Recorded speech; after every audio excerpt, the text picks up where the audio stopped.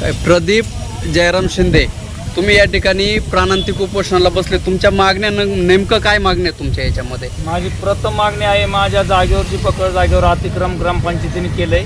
हे प्रथम मला ग्रामपंचायतीने पूर्ण विश्वासात घेतलं नाही. माझी जागा असूनही मला विश्वासात घेतलं नाही. शब्दाने आजपर्यंत तुमच्याकडं त्या म्हणजे गावठाण हद्दीमध्ये अतिक्रमण केले तुमच्या? हो, गावठाण हद्दीमध्ये म्हणजे मग आमची ते पूर्वी जुनी घरं तिथं त्या ठिकाणी होती आणि ती घरं जीर्ण अवस्थेत झाल्याच्या नंतर ती घरं मोडल्याच्या नंतर त्याची ती बक्कळमध्ये जागा जमा झाली. त्याला वेगवेगळे असे नंबर पडले. ते तुमच्याकडे कर आकारणी उतारा आहे ग्रामपंचायतीचा? हो, तो पण मग ग्रामपंचायतीला माहित नव्हतं का ती तुमची जागा आहे? ग्रामपंचायतीला याची पूर्णपणे जाणीव आहे, तरी ग्रामपंचायत म्हणते ते नजर चुकीने झालं असं म्हणून ती वाढाव स्क्वेअर फूट जागा तुमच्या जास्त लागलेली आहे. म्हणजे तुमची जागा म्हणजे अतिरिक्त लागली, हो, जास्त लागली असं ग्रामपंचायतीचं म्हणणं आहे. असं ग्रामपंचायतीचं म्हणणं आहे. मग लावली कोणी ती? तुम्ही जाऊन लावली का त्या रजिस्टरला? मग ते पहिलं पूर्व 200 ते 150 वर्षापासून ते रजिस्टर पुढे आलेले आहे आणि माझं असं मत आहे की ते रजिस्टर जुने रजिस्टर ग्रामपंचायतीने गायब केलेले आहेत, फेकून दिलेले आहेत. आजही नाही ते जाऊ द्या. मला एक सांगा, ग्रामपंचायत तुम्हाला काय म्हणते? तुम्ही जी जागा आहे तुमच्याकडे जो कर आकारणी उतार आहे बखळ जागेचा, हो, तो तुमचा चुकून लागलेला आहे असे ग्रामपंचायत म्हणते का? ग्रामपंचायत असं चुकून म्हणणं आहे का ती जागा तुम्हाला रेकॉर्डात चुकून लागलेली आहे? मला सांगा मॅडम, असं होऊ शकतं का ग्रामपंचायत दप्तरमध्ये?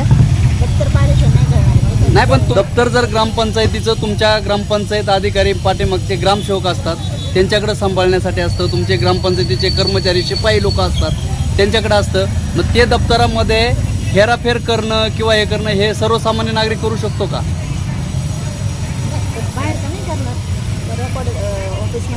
ऑफिसमधले लोक तुमचे, आणि मग असं हे म्हणतात का यांच्याकडे कर आकारणी उतारा आहे त्या जागेचा?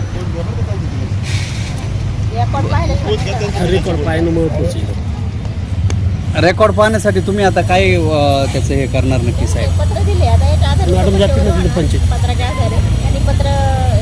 कुणाला दिले पत्र? हे नाही, मला स्वीकारायचं नाही. नाही कशा संदर्भातलं पत्र आहे? रेकॉर्ड तपासण्या संदर्भातले? नाही काय म्हणून नाही ते पत्र? म्हणजे तुम्ही काय पत्र देताय त्यांना आता?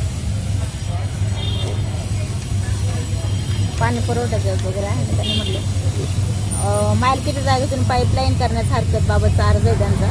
त्या संदर्भात त्यांना हे उपोषणाला बसले तर त्या संदर्भात चौकशी करून वगैरे अहवाल द्यायचा आहे.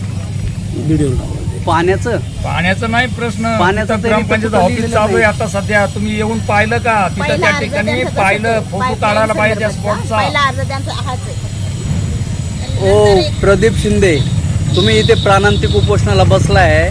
तुमचं इथं मागण्या वेगळ्या आहेत आणि ज्या विस्तार अधिकारी ग्रामपंचायतच्या ज्या आलेल्या आहेत इथं त्यांच्या हातात जो अर्ज आहे तो तुमचा वेगळा आहे असं दिसतंय. नाही मॅडमने त्या ठिकाणी पूर्ण चौकशीच केली नाही. मॅडम 4 दिवसापूर्वी आल्या होत्या म्हणजे स्थानिक पाहणी करण्यासाठी. मॅडम फक्त ग्रामपंचायत ऑफिसमध्ये बोलल्या, सरपंच साहेबांशी बोलल्या आणि माझ्याशी त्या ठिकाणी मला बोलून घेतलं. परंतु मॅडमने असा एकही त्या स्पॉटचा असा फोटो वगैरे काढलेला नाही. मूळ मुद्दा मला हे म्हणायचं आहे का तुम्ही उपोषण करण्यासाठी जे बसलात ना, तुमची मागणी वेगळी आहे आणि मॅडमनी जे पत्र आणले ते पाण्याच्या संदर्भातलं पत्र आहे काहीतरी.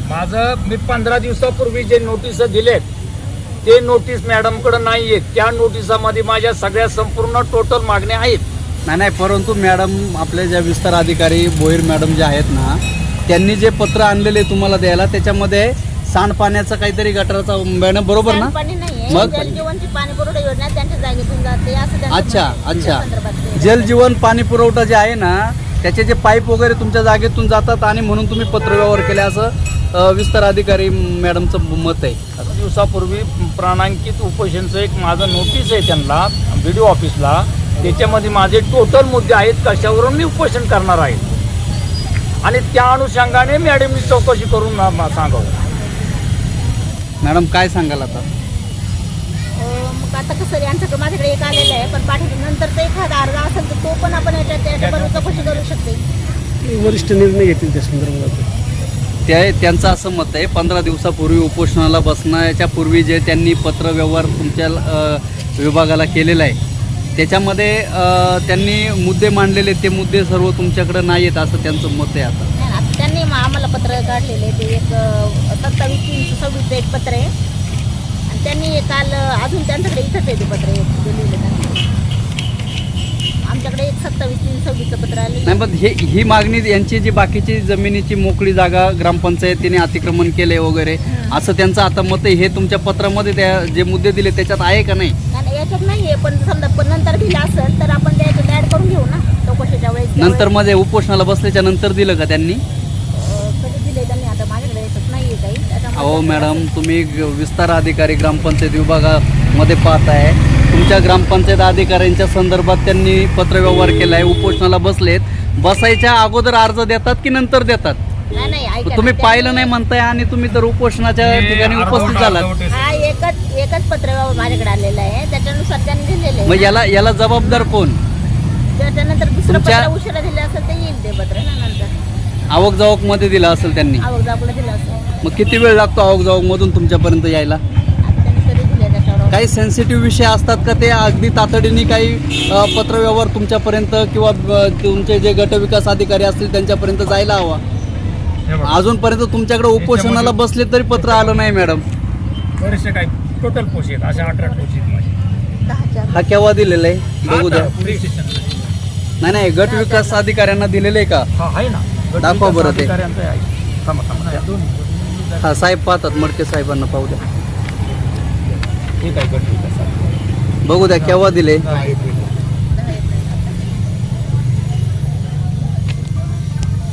आमरण उपोषणाची नोटीस 10 एप्रिल 2026 गट विकास अधिकारी. खाली एक मिनिट मला पाहू द्या. आवक जावक 10 एप्रिललाच यांनी दिलेलं आहे मॅडम, आणि ते अजून तुमच्यापर्यंत आलंच नाही. तुम्ही उपोषणाच्या ठिकाणी आलेला बघा, शेवटी अर्ज होता त्याच्यामध्ये ते मुद्दे असतील बघ, काही मुद्दे राहतील. नाही, मुद्द्याचा विषय नाही आता. मडके साहेब, महसूलचे आपण अतिशय दक्ष असे अधिकारी आहात.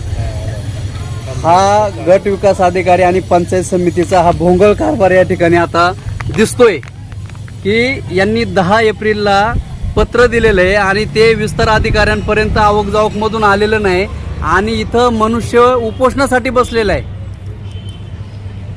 काय म्हणायचं आता यावर बोला. माझ्याकडे गरीबाकडे तुम्हाला तो 1 रुपया गाडीच्या टायर एवढा आहे. मला खर्च होतोय, खर्च नाही. मडकेच भाऊसाहेब, मला सांगा, हे पत्रच अजून मॅडम जवळ आलेलं नाही त्यांच्या विभागात. कशावर गट कारवाई विकास होणार आहे? तर कसा अहवाल तयार करणार ते, केव्हा करणार? यांचे हे आलेले आहेत, उपस्थित झालेत, पण यांच्यापर्यंत जे हे पत्र दिले, त्यांनी नोटीस दिले, ती नोटीसच या मॅडम जवळ नाहीये. त्यांचे मुद्देच माहीत नाहीयेत, उपोषण कशासाठी करतात हेच माहीत नाहीये. असा भोंगळ कारभार जर पंचायत समिती जुन्नर तालुक्याचा असेल आणि अशा एखाद्या गरीब माणसावरती अन्याय होणार असेल तर तो प्राणांतिक उपोषण करता करता माणूस जायचं ना. ओयर मॅडम, मला असं म्हणायचं आहे, प्रकरण कसे असो, उपोषण त्यांचं असेल, त्यांच्या मागण्या असतात लोकांच्या, त्याच्यातल्या काही सुटतील, काही नाही सुटतील, प्रशासनाची काही बाब असेल, आपले काही अहवाल असतील, काही त्रुटी असतील त्यांच्या, परंतु हा जो पत्रव्यवहार एखादा सर्वसामान्य माणूस करतो, तो पत्रव्यवहार जर अधिकाऱ्यांपर्यंत आवक जावक मधून वेळेत जात नसेल तर काय करायचं काय लोकांनी? या ठिकाणी तालुक्याचे जे गट विकास अधिकारी आहेत, चन्नावर साहेबांना सुद्धा माझी या व्हिडिओच्या माध्यमातून विनंती आहे की आपल्या पंचायत समितीचा भोंगळ कारभार या ठिकाणी निदर्शनात येत आहे. तालुक्याचे आमदार असतील, तालुक्याचे या लोकसभेचे खासदार साहेब असतील, यांना सुद्धा माझी विनंती आहे की आपल्या तालुक्यात चाललंय काय, प्रशासनावर आपला वचक आहे की नाही, हे या ठिकाणी आता स्पष्टपणे दिसत आहे. विस्तार अधिकारी येतात, वेगळं प्रकरण घेऊन येतात. प्रदीप जयराम शिंदे उंडखडक ग्रामपंचायतीचे सर्वसामान्य नागरिक आहेत, ते प्राणांतिक उपोषणाला बसलेत, त्यांचे विषय वेगळे आहेत. विस्तार अधिकाऱ्यांच्या हातात कागद आहे, तो विषय वेगळा आहे. आणि मुळातच ज्या उपोषणासाठी ते बसलेत, ते जे पत्र त्यांनी जे नोटीस त्यांना पंचायत समितीला दिलेली आहे, ते नोटीसच यांच्यापर्यंत अजून पोहोचलेलं नाही आहे. माणसाचं उपोषण या ठिकाणी चालू झालेलं आहे सकाळपासून. अशा पद्धतीचा जर हा कारभार चालला असेल तर हे उपोषण सुटणार कसं साहेब?